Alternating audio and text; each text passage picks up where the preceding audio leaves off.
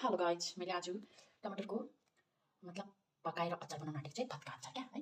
हेर्नु, यो चाहिँ मैले राखेको, मैले 5 किलो टमाटर लिएर आएको थिएँ हिजो बजारबाट है। यहाँ जो चाहिँ म बनाउन गइरहेको छु, यसलाई चाहिँ मैले धोइरहेको छु है। अन्त मैले एकपल्ट धोइसकेँ, हाल्छु है, अलि दुध दिनु पऱ्यो है। फेरि म तपाईँहरूलाई यो अचार बनाएर हजुरलाई देखाउँछु ल। म पखाल्छु है।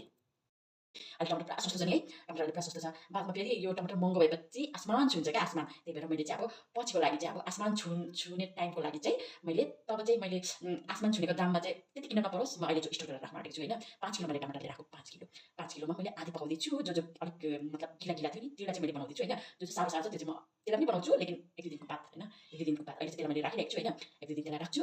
पहिला यो बनाइहाल्छु होइन, हेर्छु म मेरो पास डब्बा छ कि छैन। डब्बा त छ 2टा, त्यसमा अड्छ कि अड्दैन। फेरि मैले मुला पनि अचार बनाउनुको लागि रेडी गरिरहेको छु, हेर्न सक्नुहुन्छ। यो मैले हेर्नु मुला अचार बनाउनुको लागि मैले रेडी गरिरहेको छु है। यसलाई म भोलि घाममा, अहिले मैले काटेको है यो, अनि भोलि घाममा सुकाउँछु, सुकाएर फेरि मैले पनि अचार बनाउँछु, अचार पनि बनाउँछु।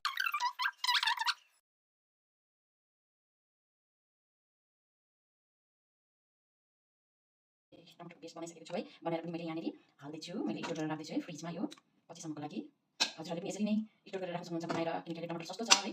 मैले यहाँनिर बनाइहालेँ। गाइस हेर्नुहुन्छ, कम्प्लिट मैले बनाइसकेको छु। यो 3टामा मैले जति पनि पुऱ्याएको थिएँ नि, यो 3टालाई ठिक्क भयो। यो 3टा डब्बामा हेर्न सक्नुहुन्छ स्टोर भयो मेरो।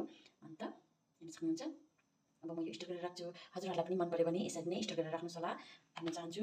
अन्त यो मेरो यसको ढक्कन हजुर हेर्नुहोस्, गाइस हेर्नुहोस्, मेरो 3टा डब्बामा स्टोर गरेर मैले राखेँ। यसरी नै हजुरहरूले पनि राख्न सक्नुहुन्छ बनाएर। हजुरहरूलाई कस्तो लाग्यो मेरो यो जुगाड, कस्तो लाग्यो? अगर राम्रो लाग्यो भने हजुरहरूले लाइक गरिदिनुहोस् भन्न चाहन्छु। ओके, बाई बाई हजुर।